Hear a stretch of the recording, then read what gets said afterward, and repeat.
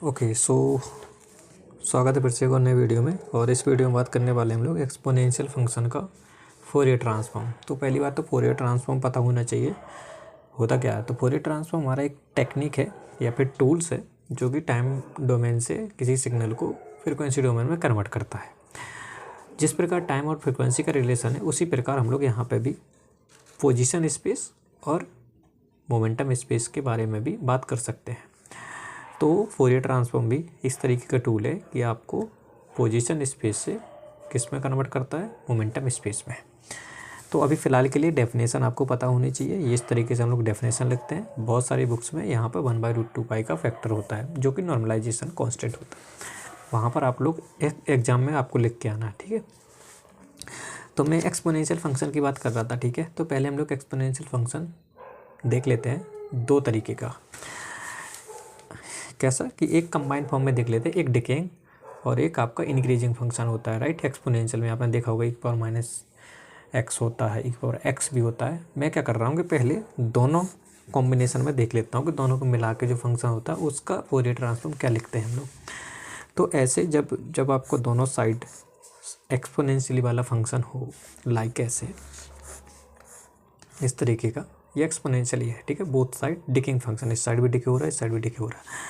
तो उसका जो फॉर्म होता है कुछ इस तरीके का होता है। घबराना नहीं है, मोड लगा तो इसमें कोई मतलब दिक्कत वाली बात नहीं है।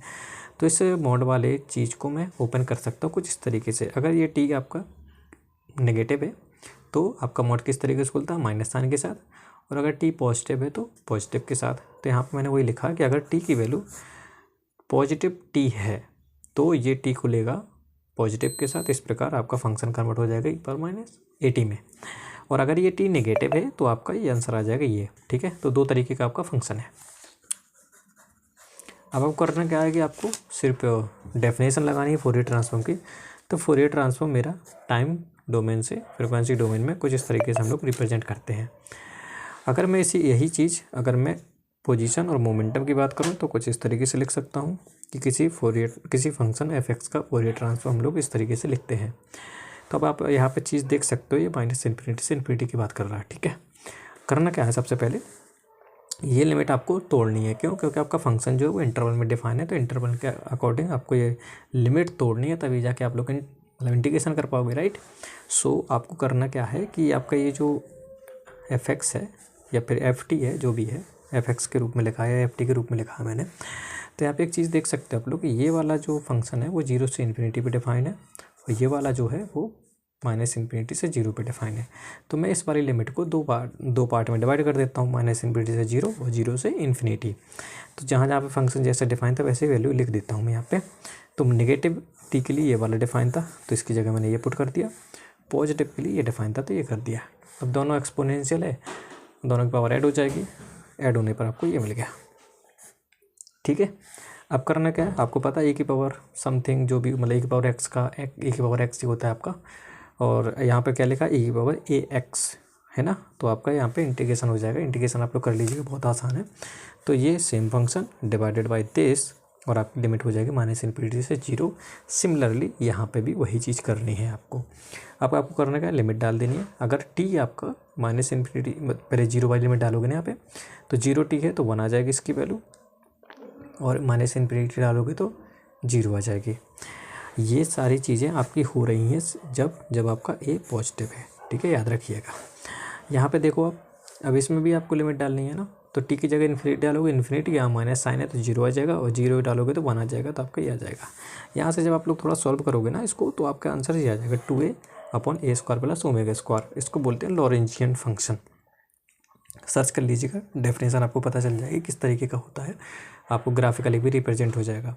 अभी के लिए मुद्दा क्या था कि अगर आपके पास इस तरीके का फंक्शन एक्सपोनेंशियल में, तो उसका फोरियर ट्रांसफॉर्म आपका ये आता है।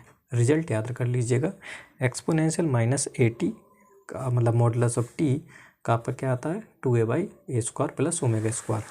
ये तो हो गया टू साइडेड डिके फंक्शन। मैं अब मान के चलो एक साइड वाला डिके फंक्शन का एक्सपोनेंशियल अगर मेरे को पता है, या फिर exponentially one sided decay function है, तो उसका फोरियर ट्रांसफॉर्म कैसे लिखते हैं देख लेते हैं।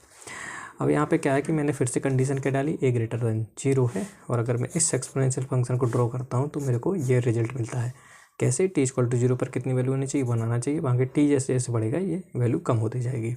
ठीक है, ये फंक्शन हो गया। अब यहाँ पे आप लोग एक चीज़ देखिएगा, अगर मेरे को इसका क्या निकालना है, फोरियर ट्रांसफॉर्म निकालना है, तो आपको पता फोरियर ट्रांसफॉर्म की डेफिनेशन क्या होती है, function of T exponential this, है ना। अब आपको पता है ये जो फंक्शन है वो आपका 0 से ग्रेटर देन टी, मतलब 0 ग्रेटर देन टी इन्फिनिटी, इस रेंज में आपका डिफाइंड फंक्शन ये वाला। Got it. तो मैं क्या करता हूँ, इस लिमिट को तोड़ता हूँ।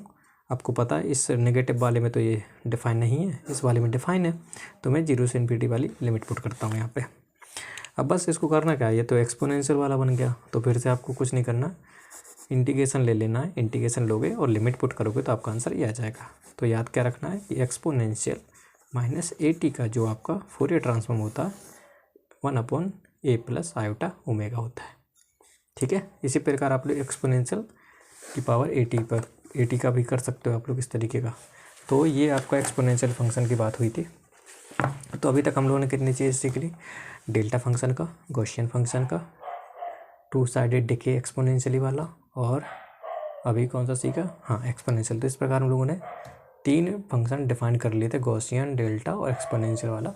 तो आई होप यहाँ तक आपको चीज़ें क्लियर होंगी। अगर कोई डाउट होता है देन कमेंट बॉक्स में कमेंट कर सकते हो। Thank you and all the best for exam.